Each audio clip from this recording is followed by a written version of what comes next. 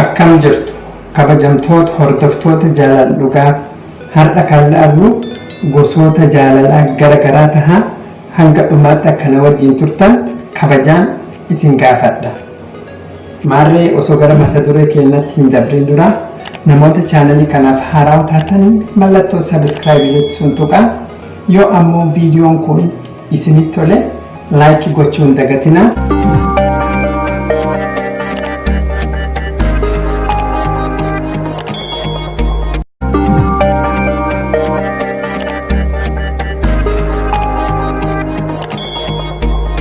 Jaalalli araada waan nama keessatti uumamu jechuudha.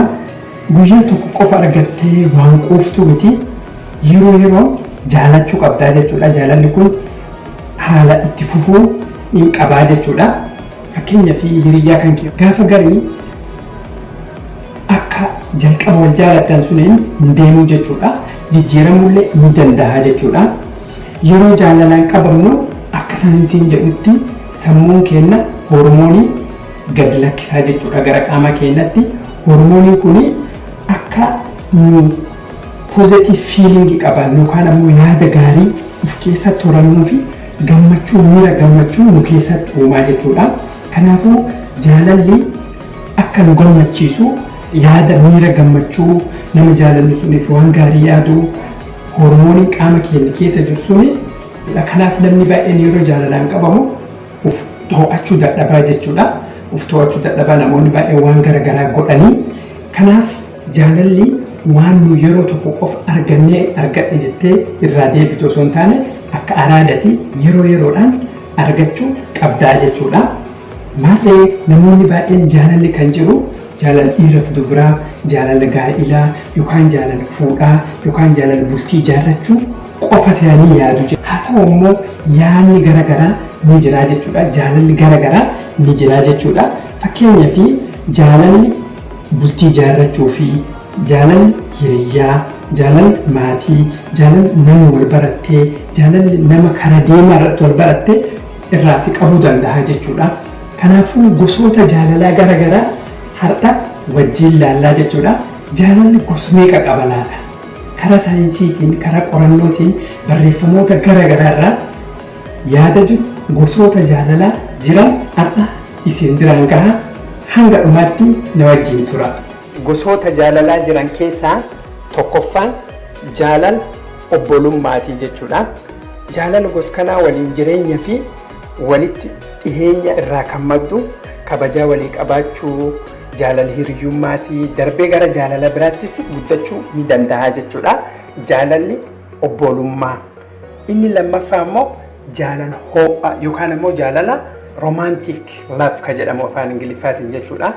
Namoota jaalala gosa kanaatiin kufan boca qaamaa ilaalaniiti hawwannaa qaama ishee qaama isaa ilaalanii jaalalatti seenuu jechuudha. Boca yookaan sheeppii waan ta'eef namni biraa akka ilaalu hin fedhani inaaffan kan guutameedha jechuudha. Jaalala ho'aan. Ka sadaffaa jaalala miiraati. Warri jaalala kanaan qabaman warra miiraan hoogganamanidha. Garuu kan turu ammoo hanga miirri sun qorrutti walqunnamtii saalaa jalqabaa booda laafaa deemaa jechuudha. Jaalalli miiraa. Inni arfaffaan ammoo jaalala fakkaataadha. Karooraan geggeeffamudha. Irra caalatti ishiin inni wantoota wali fakkaatuun qabaachuu danda'anii umrii wal fakkaatu, hojii wal fakkaatu, saba wal fakkaatu, amantii wal fakkaatuu fi kanneen kan fakkaatan ilaalcha keessa galcheettidha jaalalli gosa kana ka uumamu. Ka shanaffaa jaalala sababaati. Jaalalli kun jaalala dhimmi yookaan immoo rakkoon wayii yeroo uumamtu walitti dhufanii jaalala uumanii jechuudha. Warri rakkoo yookaan icitii walitti hidhamaa qabu jaalala akkanaatti keessa seenu. Icitiin immoo rakkoo warri walii oole suni akka walumatti lakkaa'amu jechuudha. Inni ja'affaan jaalala gowwaati. Waanum xiqqoo arguudhaan warra gara jaalalaa yookaan jaalalaan kufu suuraa, barreeffamaa, sagalee garagaraa ilaalaniiti jaalalatti seenu. Karaa feesbuukiitiin jaalalli taasifamu jaalala gosa kanaati jechuudha. Torbaffaan immoo jaalala tarkaanfataadha. Jaalala beekamtiidhaan taasifamu nama sirriitti beekamu kan ofii gochuu jaalala tarkaanfataan jaalala beekamtiidhaaf taasifamu nama sirriitti beekamu kan ofii gochuudhaaf kan jibbu hin jiru jaalala nama beekamaa ta'uudhaaf geggeeffamu garuu namni sun biratti nu tuffachiisuu yookaan ammoo namni sun biratti nu jibbisiisuu ni danda'a jechuudha jaalala kana. Saddeetaffaan jaalala oolmaati. Warra jaalala kanatti seenanii warra rakkoo yookiin miidhaan yeroo irratti uumamu wal baraaranii tokkoffaa tole walii jechuudhaan rakkinna keessaa wal baasanii jechuudha jaalalli oolmaa. Jaalalli namni sanii nu qabee osoo hin taane oolmaa inni nu ooleef yookaan ammoo waan isiin nu gooteef nu ammoo uf dabarsine nama suni laannaa jechuudha. Nama suni dabarsine uf kenninaa jechuudha. Inni sagalaffaan jaalala taphaati. Kun jaalala jedhamu baatus fedhii ofii ba'uuf kan taasifamudha. Dheebuu fedhii foolii ba'uuf kan itti seenamudha.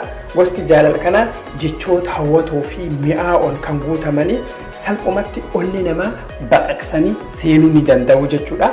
Gosni jaalala taphaa. 10ffaan ammoo jaalala duwwaati. Jaalalli kun jaalala hom tokko of keessaa hin qabne.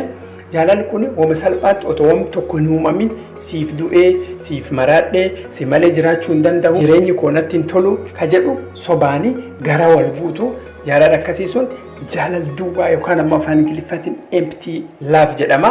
Inni 11ffaan ammoo jaalala ofittummaati. Jaalala uf jaalannaa irraa madduudha. Jaalala akkana amma qabeenyi jiraatu qofa kan turuudha.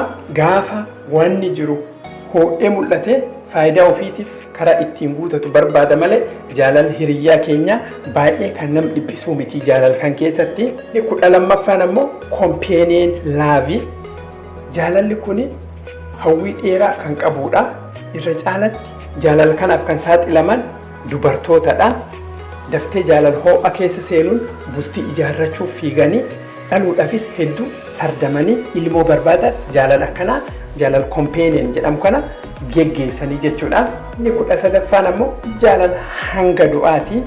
Jaalala umri dheeraa qabu jaalalli akkanaa kun uumaa fi uumamni jaalatudha.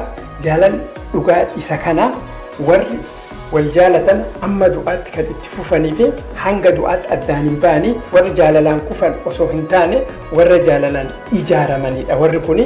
Kanaafuu jaalalli kun jaalalli umrii guutuu kun jaalala dhugaa akka ta'e hubannee jirra. Hordoftoota koo soota jaalalaa 13 jaalalli jaalala dhiiraa fi dubartii fuudhaa fi yookaan bultii qofaaf ijaarrachuu godhan osoo hin taane jaalala hiriyyaa, jaalala maatii, jaalala garagaraa akka jiru as keessatti agarree jirra jechuudha. Gara biraatti illee irratti xiyyeeffachuu wantoota jaalalaan wal qabatan kan biraallee irratti xiyyeeffachuun gaariidha kan jedhuuf gosoota jaalalaa jiran kana wajjin laallee jechuudha. Maarree hordoftoota koo viidiyoon kun yoo isinitti tole laayikii gochuun dagatina. Amma qophii ittaanutti waanuma akkanaa kana waanuma kan fakkaatuun qabadhee isin fida. Hanga viidiyoo biraatti wal agarrutti subscribe gochuun dagatina. Yoo viidiyoon kun isinitti tole ammoo laayik godha. Ispoonsara keenyaa Aadaa Jaawoo baay'ee gaafanna. Hanga viidiyoo biraatti wal agarrutti nagaa.